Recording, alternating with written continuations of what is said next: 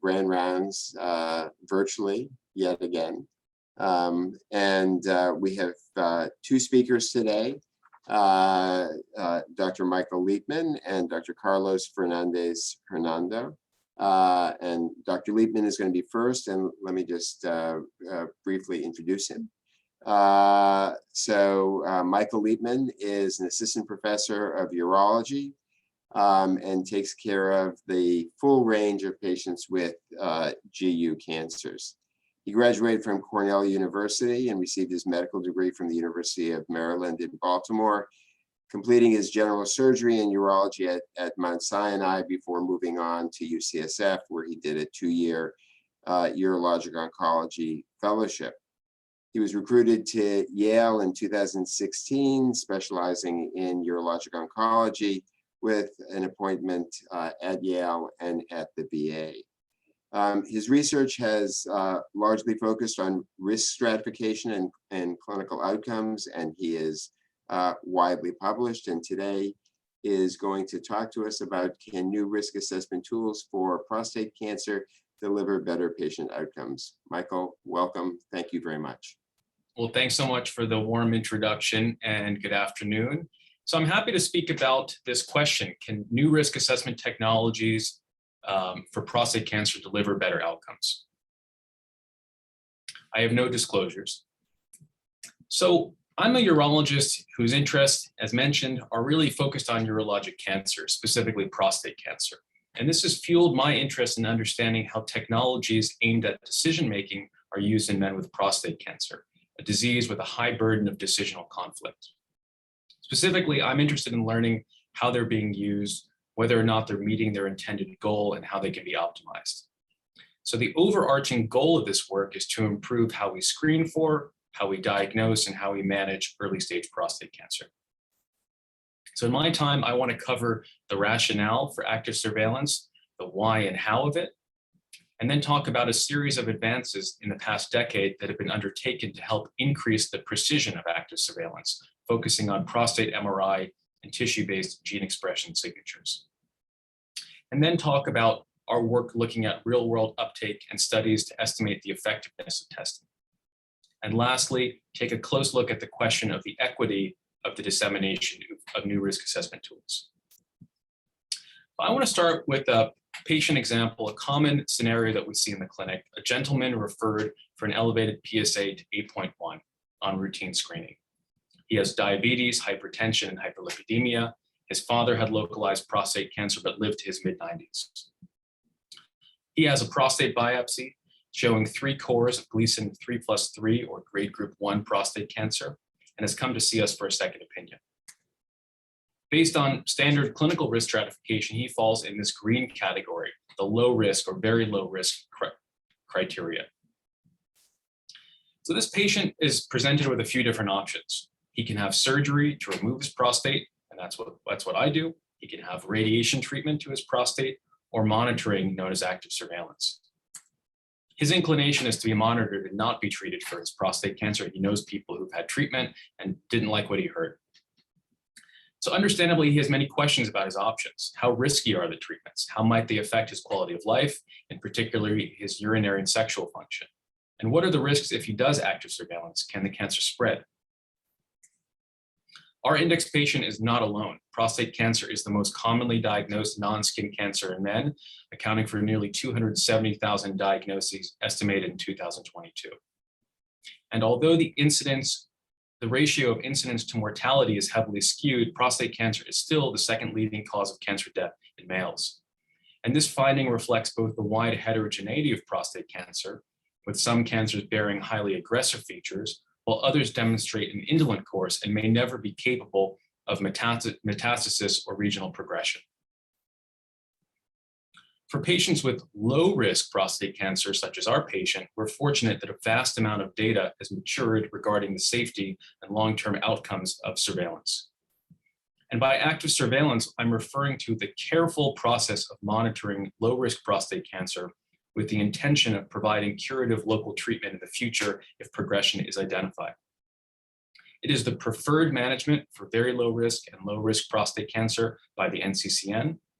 And in longitudinal studies, it is safe with a less than 1% risk of mortality within 10 years, and it's effective at preserving long-term quality of life. The monitoring that we refer to commonly involves periodic PSA monitoring, prostate biopsy, and imaging, including prostate MRI. How strong is the data for surveillance? In this randomized trial published in 2016 from the UK of nearly 1,500 patients randomized to receive surgery, radiotherapy, or active monitoring for low-risk prostate cancer, the 10-year overall survival was nearly 100% in all groups without significant differences. These striking findings cement the long-term safety of surveillance and its centrality in efforts to push back against decades of overtreatment of prostate cancer. As part of this work and as part of this mission, we've undertaken formative qualitative interviews to gain insights about the perspectives of patients diagnosed with prostate cancer. We spoke with patients recently diagnosed with low-risk prostate cancer to get a deeper sense about their experiences. And one patient poignantly told us, it was very emotional for me. My first doctor told me that I needed to have surgery or radiation, just very matter of fact. After I heard the word cancer, I didn't know what to say, I just went blank. And another patient encapsulated it quite simply. I wanted to understand the reasons behind why my cancer was low risk or high risk and why active surveillance could be reasonable for me. So when faced with a diagnosis that many of us consider indolent, patients frequently feel that their life has been upended and sometimes don't feel supported by their doctors. In any circumstance, the word cancer evokes very strong and intense emotions, and clinicians, including us, are very frequently unaware or unprepared. And most notably, many of our patients want to be well informed about their cancer diagnosis and management, to feel agency in their decision-making and assess their choices from a variety of vantage points. And it's this last point that we really want to focus on today, particularly the emergence of precision diagnostic tools that seek to deliver on the goal of enhanced risk stratification and begin to unpack how their use is delivering on this promise.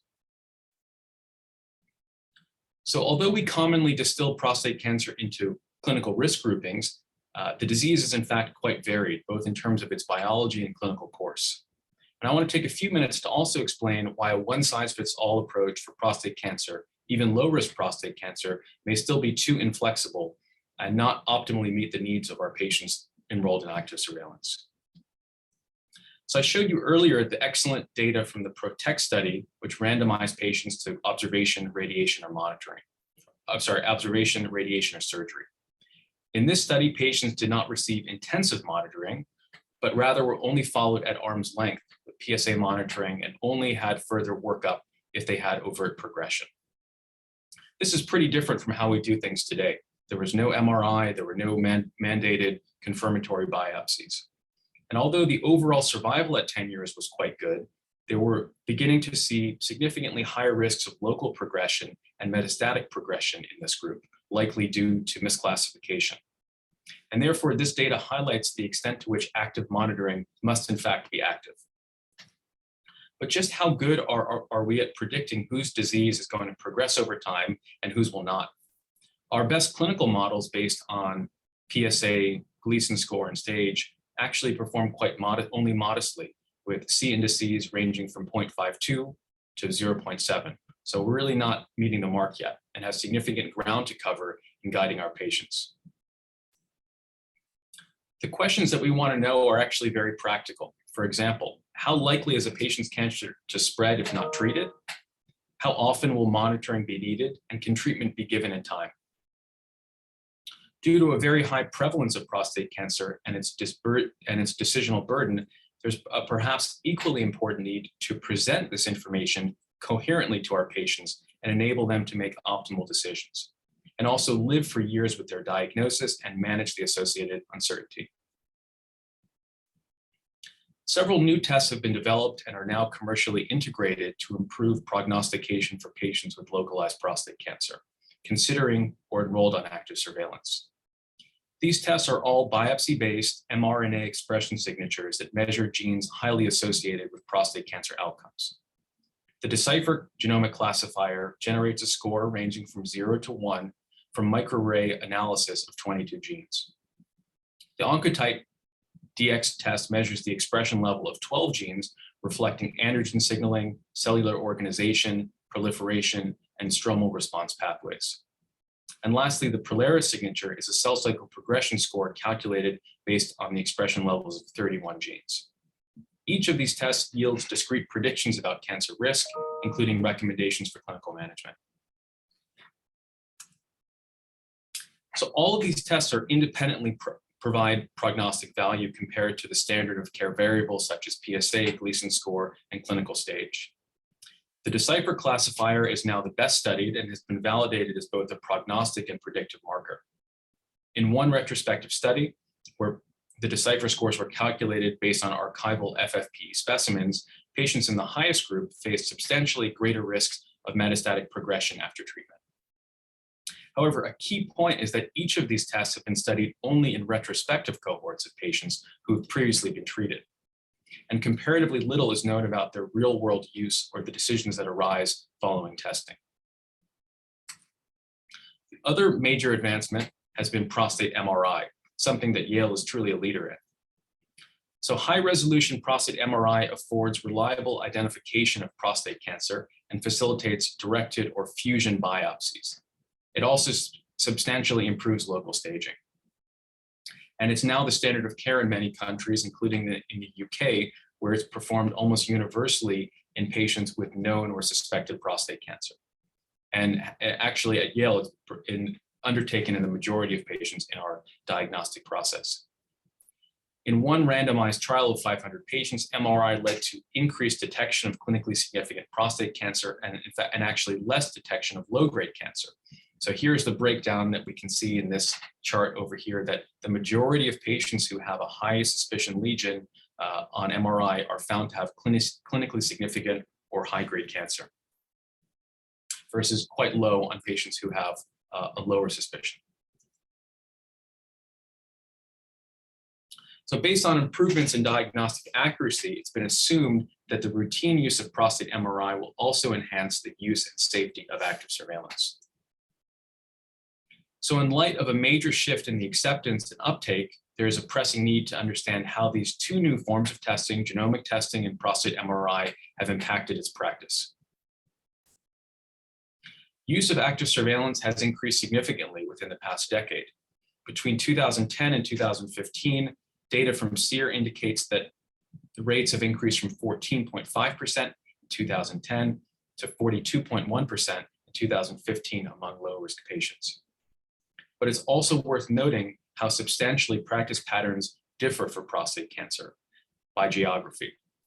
In this elegant study recently published, the authors contrasted changes in active surveillance use, which are these yellow bars on the right, by SEER region. And so Connecticut, we're doing quite well, but we really see how marked the differences are between, for example, Connecticut and Greater Georgia, showing that although changes appear to be continuing, there's also really a substantial amount of heterogeneity. So it's within this context that we aim to evaluate the uptake of risk assessment tools, with a particular emphasis on regional considerations. And in this analysis, we focused on hospital referral regions, which are regional healthcare markets for tertiary medical care that have previously been defined and used to characterize variation in the intensity of healthcare. So we first sought to understand the use of prostate MRI. And using de-identified administrative claims from Blue Cross Blue Shield, we characterized the use of prostate MRI among beneficiaries who were recently diagnosed with prostate cancer. And we found that overall use of prostate cancer increased from 7.2% among patients diagnosed in 2012 to 16.7% in 2018 and 2019. However, it's clear that the vast variation by region continues to be a dominant theme. And certain areas such as the Northeast and our HRR in Connecticut are high users of MR, as are parts of the Mid-Atlantic, whereas others show minimal use. And genomic testing presents an interesting distinction because, in contrast to MRI, which has been available for years but only rose in popularity slowly, genomic testing has become approved and reimbursed by payers at roughly all at the same time, beginning in 2013 and 2014. Another consideration is that testing is also performed at remote laboratories, so complex local infrastructure is generally not needed. And these tests are very much discretionary at the discretion of the physician. So to answer the question about uptake, we evaluated trends in testing at the HRR level again.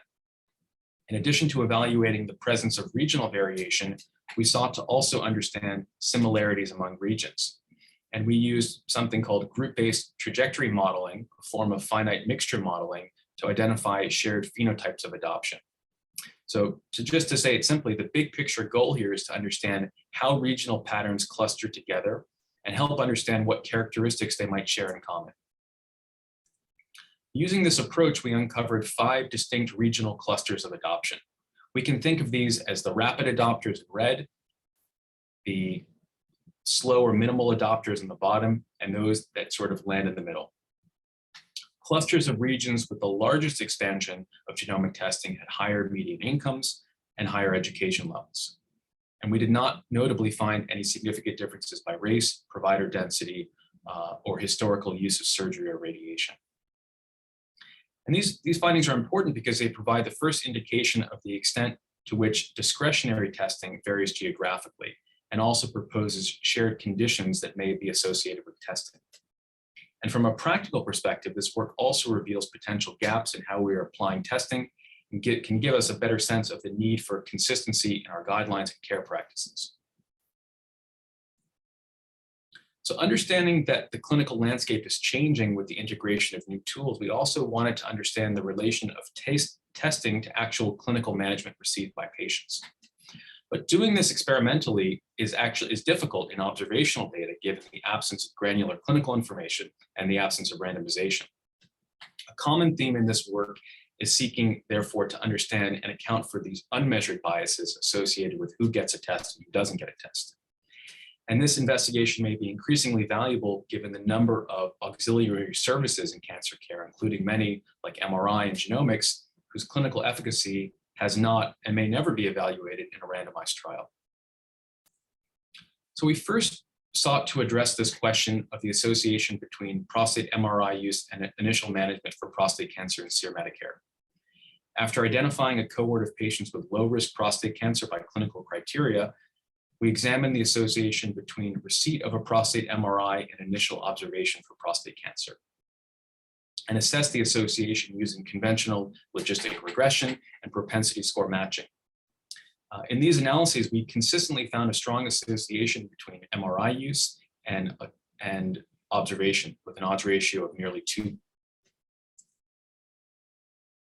Taking advantage of the substantial regional variation that we saw in our earlier studies, we wanted to study whether a region's adoption of prostate MRI genomic testing was also associated with changes in clinical management for prostate cancer. To do this, we identified over 65,000 patients with prostate cancer in Blue Cross Blue Shield and assessed both individual and regional adoption of prostate MRI and genomic testing. And we sought to test the hypothesis that regions with high levels of uptake of MRI and genomic testing had greater changes favoring observation versus treatment for prostate cancer. And what we found was that those HRRs in the highest quartile of adoption of MRI were associated with a 4.1% increase in observation versus treatment.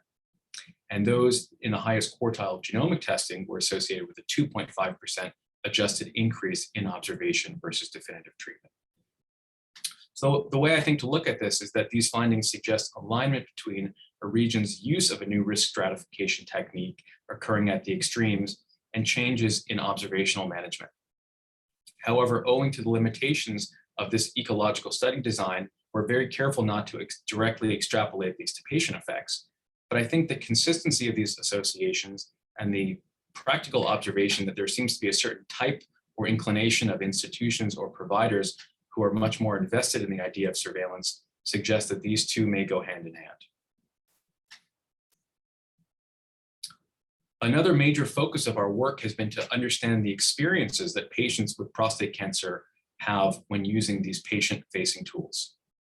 Through in-depth interviews, we've also specifically focused on this point. And when speaking with patients, the responses are really quite humbling and often clarifying in their insight. Patients often say things like, the more data you can get, the better, especially if it's non-invasive like an MRI or a genomic test. But they also express uncertainty. I wasn't really sure about the genetic thing. And we also hear very frank answers about the experiences of going through it. The MRI was loud and I couldn't breathe. No one told me about it and I wish I knew before. So many patients seem to express this sort of maximalist approach when it comes to information about their prostate cancer. However, we also have to realize that in the quest to deliver as much information as possible, we often fall short, especially when it comes to explaining complex predictions.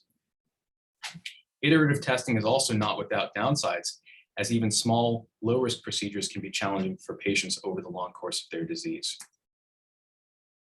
And lastly, as we make strides in the science and clinical implementation of these tools, it's also vital to ask, are we ensuring that access to testing is equitable? Or are we perhaps widening gulfs? This is particularly relevant in prostate cancer, where there are entrenched racial disparities in diagnosis, treatment, and outcome. Black men with prostate cancer in the United States are more likely to be diagnosed with prostate cancer, less likely to receive guideline concordant care, and experience a nearly twofold greater risk of prostate cancer death.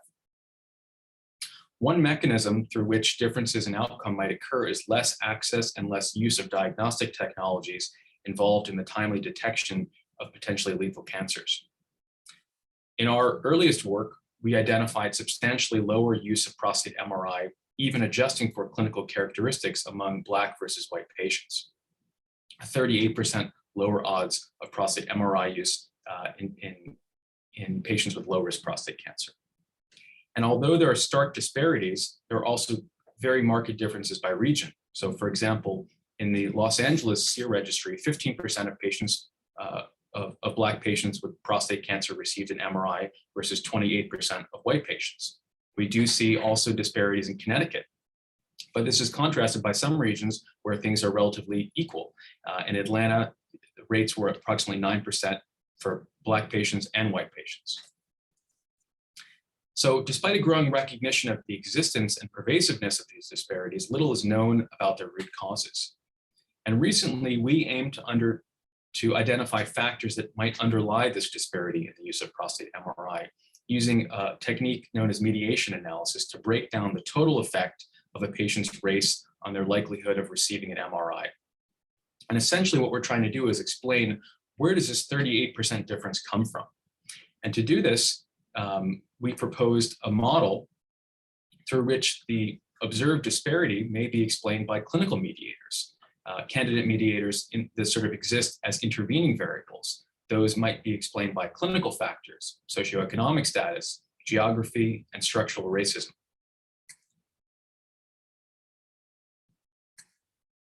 Using multiple additive regression trees, a tool for predictive data mining, we perform mediation analysis to decompose these known disparities into their potential components. Using this approach, we estimated that variation in region accounted for 24% of the observed effective race, 19% to residential segregation, a manifestation of structural racism, 19% to socioeconomic status, and 11% to dual eligibility, a marker for low income or disability. And to our knowledge, these were the first analyses to propose upstream contributors to inequalities in access to prostate cancer technologies. And we're hopeful that these results can help inform multi-level efforts to improve equitable access and the quality of diagnostic cancer imaging, beginning with efforts in our own backyard.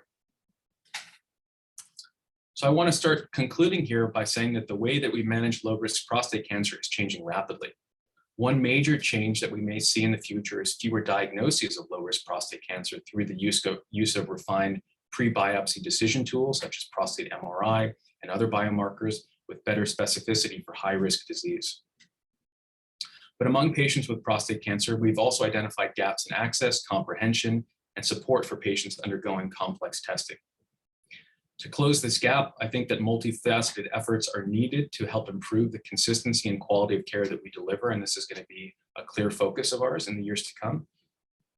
There are also clear opportunities to improve the quality of our predictions by leveraging institutional and national data sources, such as baseline genomic and imaging characteristics to refine how we predict risk. So I think it's likely that we'll look back at these snapshots of gene expression as pretty antiquated relatively soon. And lastly, I think there's great progress in the form of advanced imaging, including PET tracers with high sensitivity and specificity for prostate cancer that will soon likely be part of our diagnosis and tracking. So I want to stop there and conclude by saying that new technologies have been deployed to increase precision in the management of low-risk prostate cancer. Patients, when you speak to them, clearly value information about their cancer and want agency in the decision-making process. Genomic testing and prostate MRI are associated with increased use of observation, but a causal relationship is still not clearly defined. And lastly, as we make strides in the science, we need to sharpen our attention to disparities in access that may in fact widen racial and geographic disparities.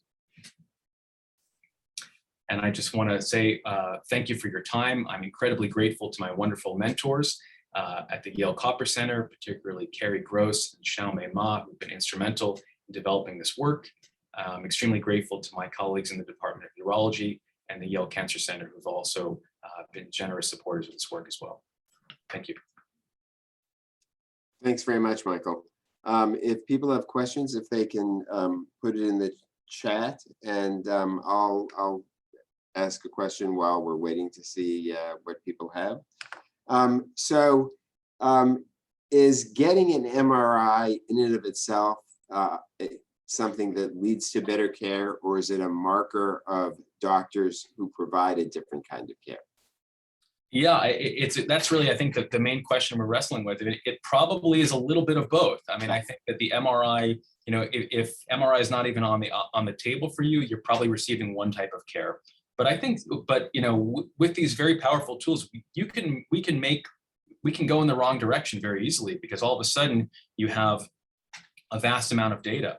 And one potential concern is that we may overestimate risk because we're finding, you know, things that we never found before, and then therefore patients veer off the path of surveillance because you technically have found something that you had to work very hard to look for. Sure, thanks. And there's a question, can you talk a little bit about what we're doing as an organization to minimize disparities? And I'll focus this specifically on prostate cancer, although it wasn't written that way. Well, yeah, thank you. I mean, I think that, you know, the first step really is kind of understanding this. And I think that this, when we, you know, we're so excited about the technology and we're only beginning to ask these questions. So it starts, I think, with just very basic quality improvement efforts. And we have an outstanding quality improvement team within the Department of Urology that's focused specifically on this question. And so I think that will be part of our, you know, interim reporting and quality improvement process to make sure that we are not disproportionately offering these services to certain groups. And finally, so what's going on in California and Atlanta that we don't see the same kind of disparities? Any clue? I think that, I mean, that's really where I think that you know, major centers, you know, this is MRI and genomic testing are really an early adopter phenomenon. So I think we have a disproportionate influence. I think that in Los Angeles, certain medical centers probably also have a disproportionate influence. So all the more reason to be very circumspect and proactive in when we roll these things out. Great. Well, I think we're going to move on to our next speaker. Michael, thank you very much. It was really great. Thank you. Our next speaker is Carlos Fernandez-Hernando, who is the Anthony N. Brady Professor of Comparative Medicine and of Pathology. He studied biochemistry and molecular biology at the Universidad Autónoma of Madrid and received his PhD at Hospital Ramón y Cajal in Madrid as well. He did his postdoctoral work with Dr. William Sessa here at Yale. His first faculty position was at NYU, and then he returned to Yale, where his research seeks to identify novel mechanisms by which cholesterol and lipoprotein metabolism are regulated. And without further comments, I'm going to turn this over to Carlos.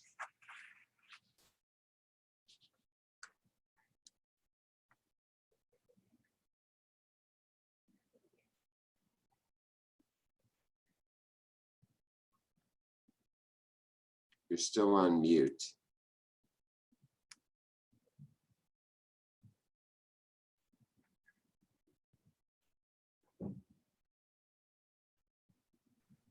Okay, now I think it's working well. So we can't see your slides at this moment. Now we can. How about that? Okay, thanks very much, Eric. I really appreciate the invitation for giving the presentation today. Let me put this in full screen. As you mentioned, I'm not. I didn't never study much about tumor biology or cancer. I did my PhD in biochemistry back in Madrid, and at that time I was interested to study how cholesterol metabolism and other lipids regulate leukemia cell proliferation. Since then, I moved to the field of vascular biology for many years, until like about 4 years ago, I get a very incredible, talented student coming to my lab to do a PhD. As I do always with the people who has this passion for science, I ask them where is the project that they want to do it. And then he told me that he was very interested in lipids, but he wanted to do something related to tumor biology and immunology. And then we came up with this project because it has something related to lipids, and also it's a project related to cancer that is based in the how obesity or lipid metabolism drive hepatocellular carcinoma using a mouse model of the disease. Then I would like to give full credit to Jonathan, who actually was the person, the driving force here, who did this work. Why this tumor? Why we were interested in hepatocellular carcinoma? As this tumor is became more prevalent right now, and particularly with the situation that we are with this crisis of overeating, obesity, and type 2 diabetes that is happening in all the Western societies. Then, as you probably are aware, about 30% of the population in the United States accumulates a large amount of neutral lipids in the liver, and cause this pathology called non-alcoholic fatty liver disease that is quite prevalent. From this situation, we saw that about 25% of the people that has NAFLD are transitioned to a state of NASH, that is non-alcoholic steatohepatitis, which is characterized for the chronic inflammation that occurs in the liver and the fibrosis, as well as by the hepatocyte damage and turnover that happen in this particular situation. Then this is kind of a chronic disease, but in about 5% of the patients, they are able to transition to develop hepatocellular carcinoma. This is actually a very bad kind of cancer, since the survival rate is pretty low in general. Then when we set up the idea for his thesis, we were actually looking at that time for developing novel mouse models to study the disease, and also to apply novel technologies that start coming out at that time to try to investigate at the molecular level what could be the drivers of the formation of the hepatocellular carcinoma in a model of obesity-driven tumor formation. Around that time, the group from Matthias Hagen-Walder in the Cancer Research Center in Heidelberg published this novel model of obesity-driven hepatocellular carcinoma that was based in feeding mice with a choline-deficient high-fat diet. In the upper panel, you see a number of papers that this group published recently using this model of the disease. This is a very good model in our opinion, because the mice develop all the features that have the people that develop obesity, type 2 diabetes, and ended up having this issue that is increasing body weight, type 2 diabetes, insulin resistance, and eventually, not all of them, but a substantial amount of mice develop HCC. This is one of the benefits of the model that recapitulate quite well the thing that happened in human disease. The downside of the model is not all the mice develop hepatocellular carcinoma. Only a small fraction of mice, around 20% of the mice, develop the disease in 12 months. We were unable to reproduce this high incidence of hepatocellular carcinoma in mice. We had to extend our studies to 15 months to see that. Then one of the first things that we did was to fed black-cyst mice for about 20 months with this choline-deficient high-fat diet. And we sacrificed these mice at different time points, 3 months, and states that is considered to have an FLD, 6 months, the NAS state. And then we were waiting until 15 months to study the formation of tumors in mice. These are unpublished data from the work from Jonathan, and this is in the upper left corner. You see the layout of the experiments that we did here, and all the analysis that we did in every time point. I'm going to show you only a few data about the whole study. But we actually collect tissues at 3, 6, 12, and 15 months to do lipidomic analysis, hepatic function, RNA sequencing, single cell RNA sequencing, organ immunohistochemistry, not only for the liver, but also for other tissues. And also we track the glucose homeostasis and lipid metabolism in every different time point. As you can see here, when you start feeding these mice with choline-deficient high-fat diet, these mice gain a significant amount of body weight, and this occurs very early on after putting the mice in this diet. And the increase in body weight is accounting because the increase in fat mass. Then the lean mass in the mice is similar during the feeding time, but the fat mass is significantly increased upon high-fat diet feeding. These mice, in addition to have obesity, they develop significant dyslipidemia, as shown in the lower panels, showing the high levels of cholesterol in circulation that are in significant increase in the later time points. And this increase in cholesterol correspond to an increase circulating levels of the LDL lipoproteins, as shown in the middle panel. We also perform GTT, ITT assays to demonstrate that this mouse has insulin resistance and glucose intolerance. And as I'll show you here, also the fasting glucose in these mice, as expected, are also significantly elevated. Then we have a model that developed the 3 stages of the disease and also recapitulate quite well the metabolic alteration that is found in people with obesity and type 2 diabetes. Then we also perform histological analysis in these mice and characterize well what's going on. And as you can see here, these mice develop significant accumulation of lipids. You see the ballooning also there after 3 months and 6 months in high-fat diet, and also a significant fibrosis and damage in the liver, as shown in the right panel by staining with serious red. These mice developed fibrosis early on as well. And formation of fibrosis is also correlated with a significant increase in inflammation, as shown in the analysis, in the flow cytometry analysis. So in the lower panel, analyzing the CD45 positive cells in the liver, as well as neutrophils, and also monocytes and Kupffer cells as well.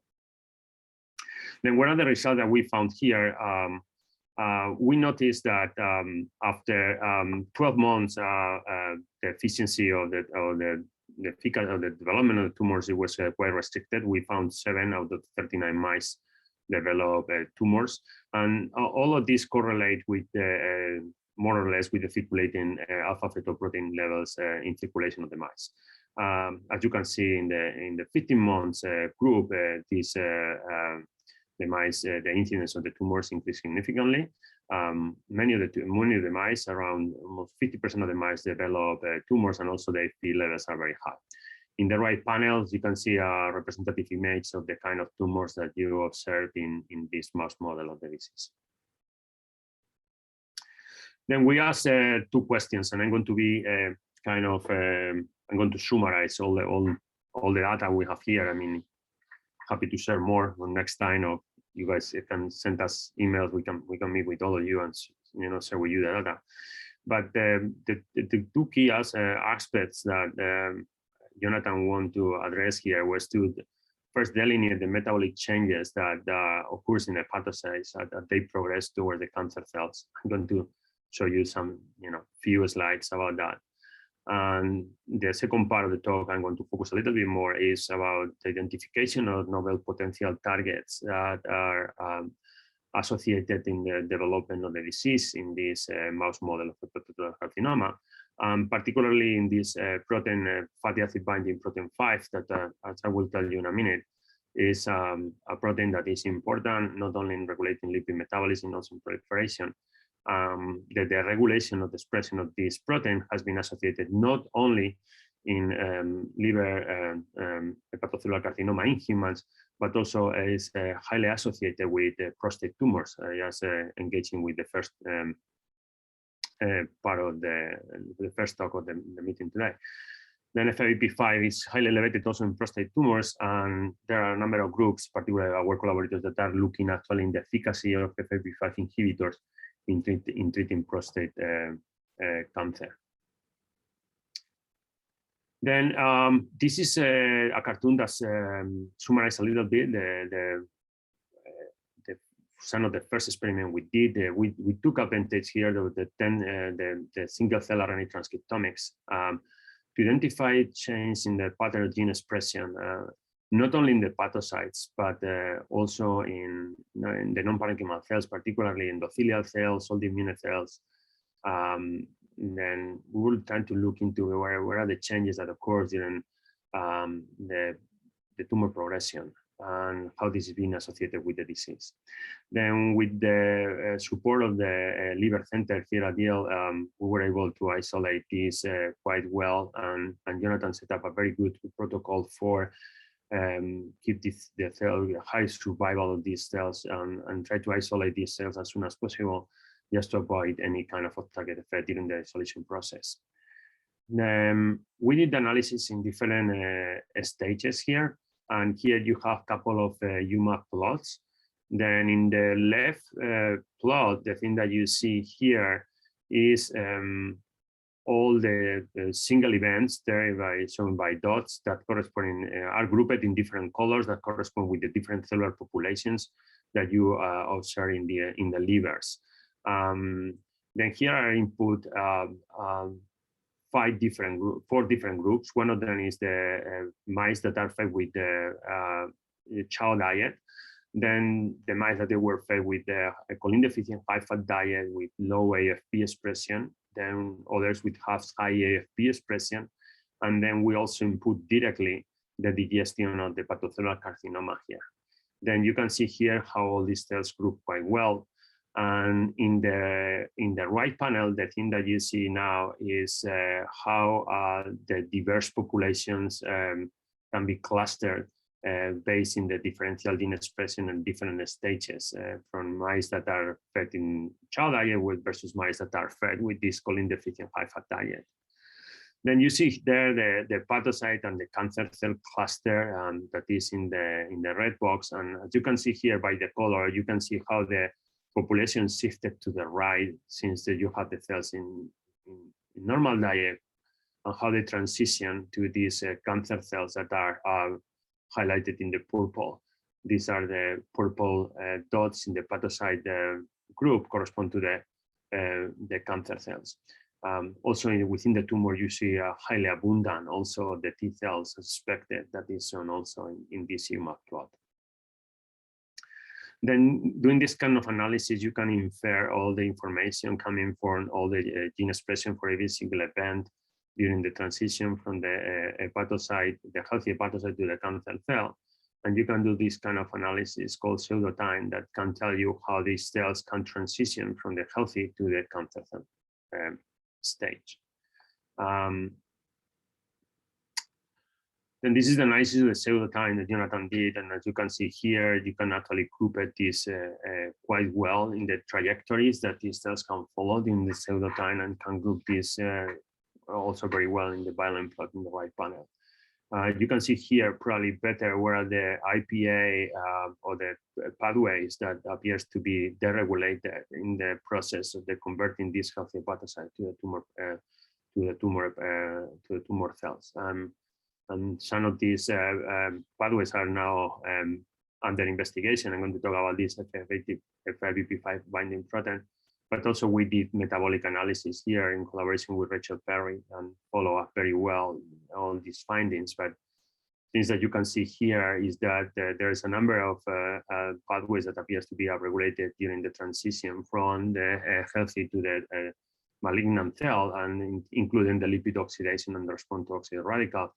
And then you have also significant deregulation of other pathways associated with lipids, including the import and also through transport.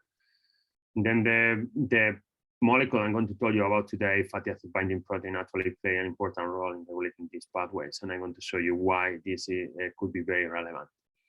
One of the questions when you do single cell RNA transcriptomics, now we are trying to do a spatial transcriptomics to see where are located these cells within the tumor and how even is the expression of these genes across the tumors. This is an ongoing work with collaboration with Stephen Wan. One of the things that we did in parallel in another different study that Immaculada Ruth Maldonado help on this work is trying to develop another mouse model here that is a rainbow mice that allow you to study tumor clonality. This mouse model, the thing that does is randomly label the hepatocytes in 3 different colors. As you can see in the center pictures, these are the control mice, and then you can see here where is the random distribution of all the hepatocytes in the 3 different colors. And in green color are staying the cells that are non-hepatocyte cells. These correspond to the endothelial sinusoid cells, Kupffer cells, etc. And the model works quite well to study regeneration. There's something I'm not going to touch today, but here in the right panel, you see in a model of liver injury, the treatment with carbon tetrachloride that induces hepatocyte death. And then you can study regeneration. You can see how you see a very nice clonal expansion of some of the pre-existing hepatocytes to develop these patches in different colors. Then we're also employing the same model to see where we actually happen in the context of aging and the context of a situation when we have a chronic metabolic damage, what's happened with NAFLD. And this is actually very interesting, as you can see here, because even in NASH, you see the selection of some specific clones that occurs in the liver in the left panel. And this is probably because you have this damage and regeneration. The liver is a very interesting organ to study that. And you can see also the accumulation of fat here, showing this like dark spot. But why I want to illustrate you this model and why it's very interesting this model is because you can actually study tumor clonality. Then you can not only see the diversity of tumor cells by single cell RNA transcriptomics, but you can actually interrogate whether the tumor originates for one cell that is expanding a single clone of is coming from 2 different clones. And the thing that we are seeing now is preliminary, is that many of these tumors are oligoclonal or monoclonal. This is the right, you can see only 2 cells or maybe 2 patches in only blue and yellow, suggesting that some of these tumors probably originate 1 or 2 cells that lost the quiescent status and the status proliferative status that generate the tumors and so on there. And we're using these kind of tools to map the molecular mechanism, how diet induce hepatocellular carcinoma. Obviously, this is actually a very nice model also to study metastasis. The model can do it. You can actually track or escape and track those cells in different colors to see whether the metastasis is being caused by the tumors originated in blue color or originated in yellow color. And then this can be extended and be used for other kind of tumors as well. Then one other thing that we're trying to look here is, okay, where these oncogenes that could be important that may drive this. And this is when we identify FABP5. Then in the left panel, this is UMAP again, so in the expression of alpha fetoprotein. And this is actually restricted in most or all the cancer cells that is not actually expressed in these adult hepatocytes. Then FABP5 is identified here as a very remarkable and very specific for these tumor cells. And you can actually interrogate this in the pseudotime. FABP5 here, when you import the pseudotime and put here the events in different colors, again in these dots, corresponds to the hepatocyte in different diets and coming from different animals with a low, high, or directly from the hepatocellular carcinoma. And you can see here that the expression of FABP5 in healthy liver is pretty much nothing, or very low expressed, but then start to be highly expressed when the mice start developing tumors, which is actually that came up very interesting for us, because if you want to target something or silence something, it's better to silence something in the liver that is not expressed in a healthy tissue. Then you should expect a very low or non-target effect of the therapeutic intervention. That is something is high expressed in the liver, and maybe you are messing around with another different function that could be important for other things. Then this is why it was very interesting for us to follow up this target. Then Jonathan went ahead here and tried to identify also by immunohistochemistry the expression of FIVB5 in tumors. This is an immunohistochemistry analysis showing very clearly here in the green color the high expression of FIVB5, and again highly restricted to the tumor when you compare with a healthy agent, healthy liver in the lower panel. And again, this experiment was also corroborated by Western blot analysis in the right panel.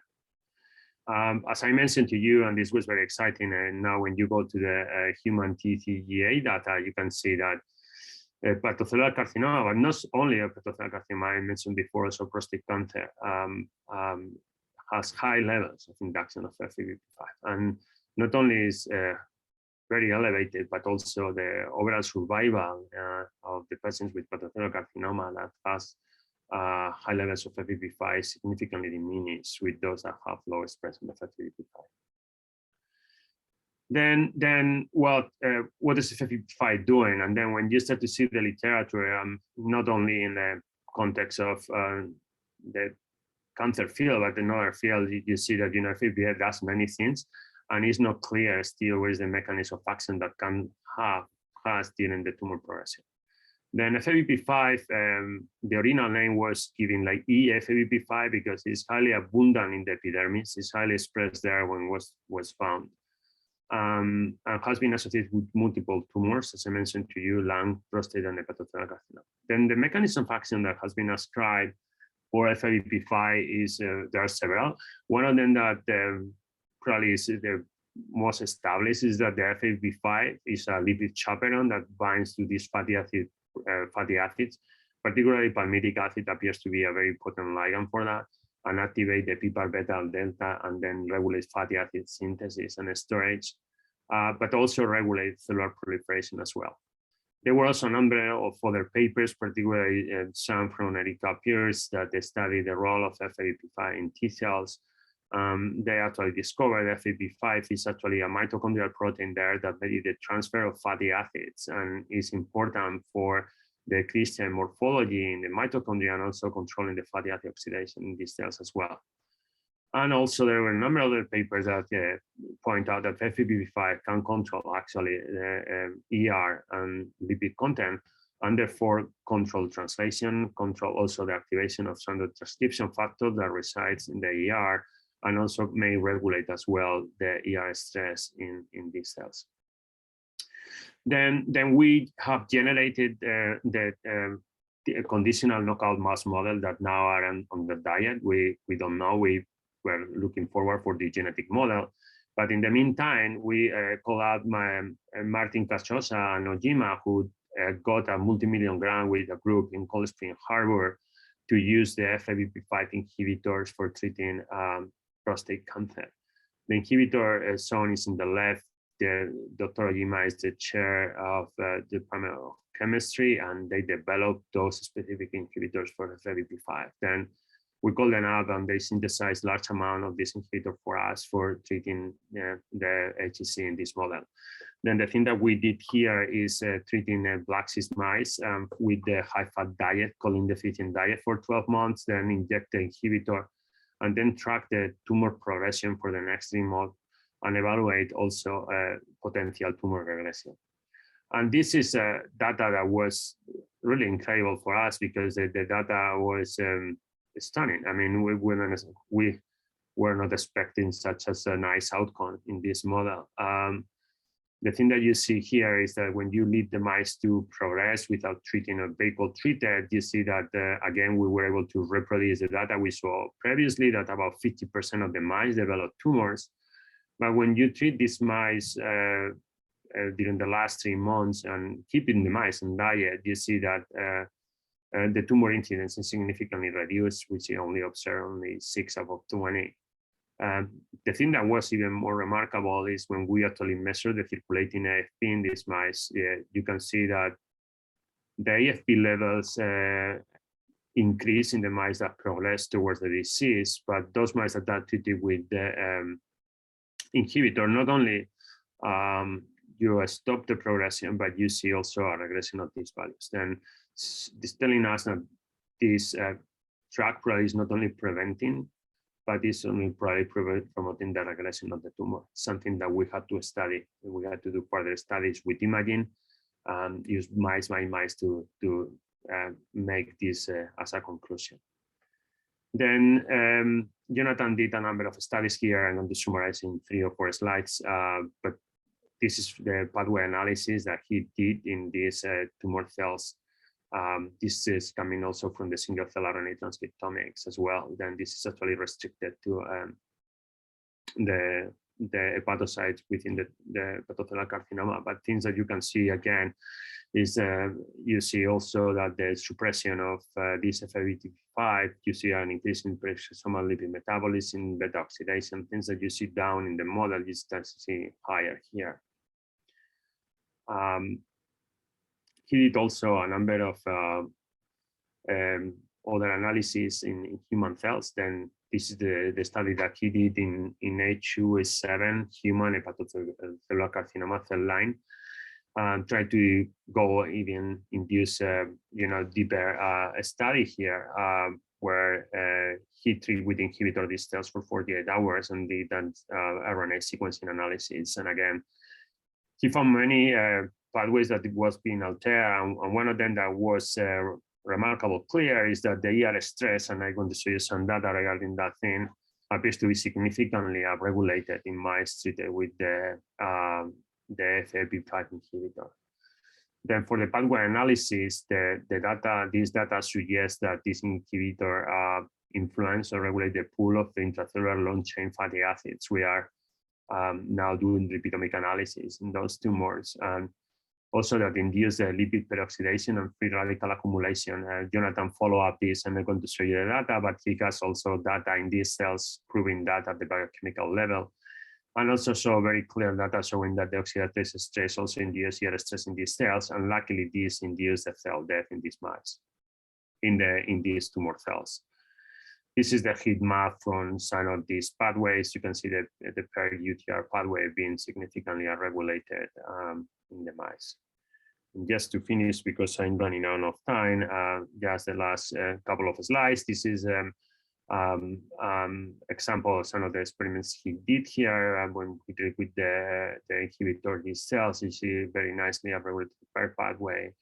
And not only that, but when he did also an staining here with PI and also an exin to track cell death, he saw that the treatment with the SBFY103 induced cell death at higher dose.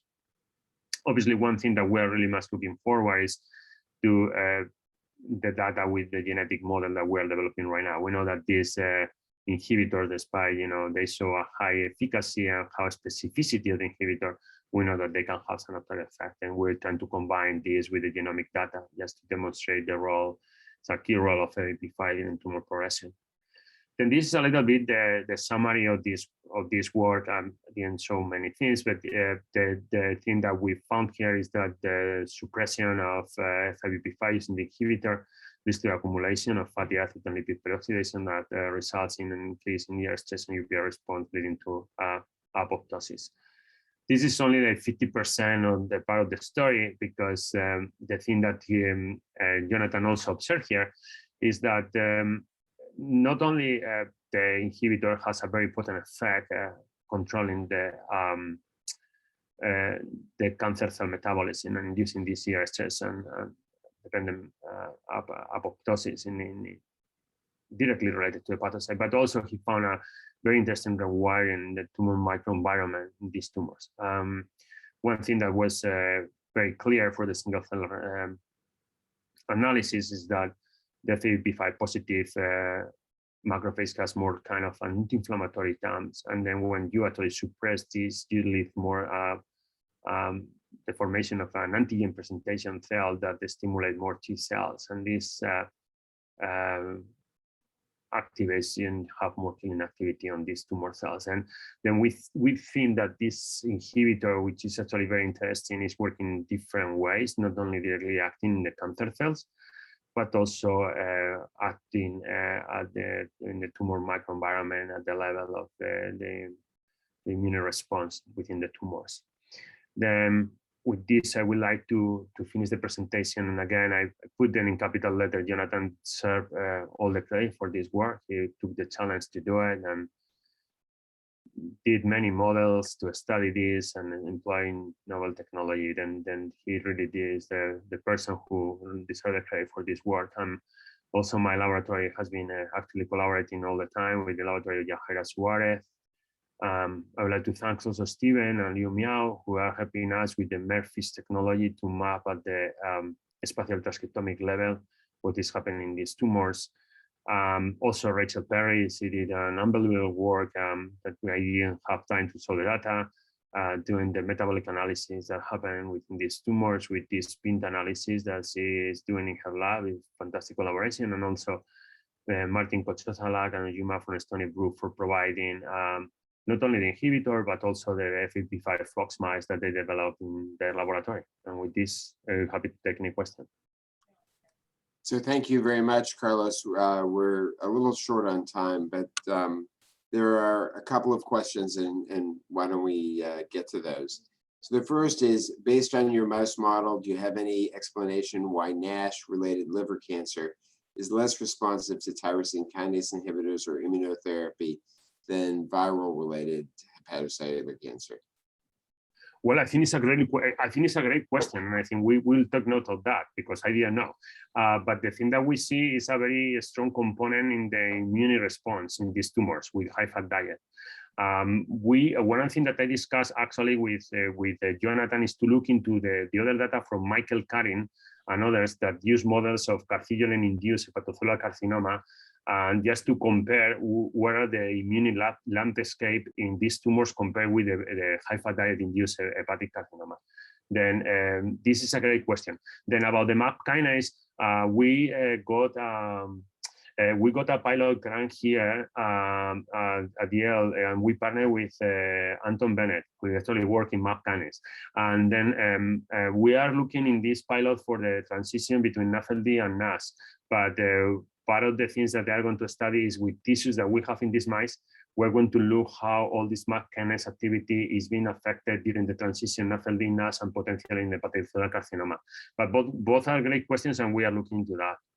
And that question was from Herta Chow. And this is from Claire Flannery. Great talk, thank you. Were experiments for HCC development done in female mice? If so, were there any difference in HCC development time relative to male mice? Well, great question also, and I think it's a great question because you know today that the using a grant to the NIH, you have to have both. Then I want to point out that we did this experiment with money that it was not supported by grants, and obviously, I mean, you can analyze the extent of the study. It takes 2 years, but I'm going to be short in the answer. We did only in males, but will be extremely interesting to do in females. Then we did some experiments in female. The rainbow studies were done in females, and the tumor incidence actually in females are significantly lower than males, okay? Then you have to wait even like 2 years in high-fat diet, and the tumor extent is not the thing that you see in males. There is difference in male and females. This has been shown this in models of hepatocellular carcinoma in mice. I'm not much aware about the literature in human. I should be more aware. Now after I send in my grant, I will read more. But at least in mouse models, okay, of hepatocellular carcinoma, it has been shown that in other models, the females, as happened here, develop significantly less tumors, and this has been associated in part to the adipose tissue production of adiponectin and other hormones. Then it's not clear whether this is translated to human, but looks that all the depots that are different, fat depots that are different in male and female, appears to be affecting the hormone secretion that has an impact direct on the tumor formation, at least in mice. Then it's a great question. We have the rainbow mice was done in females, and this is why I tell you that in this model, the tumor incidence is less. but yes, I mean, we should actually try to do even more. Yeah. Well, there are other questions, but I think we're going to have to end because it's 5:01. Yeah, you guys can Carlos, send me by thanks so much. email. Yeah. Thank Yeah. you. Yeah. Thanks so much. Thank you, Carlos, and thanks to both of our speakers. See you all next week.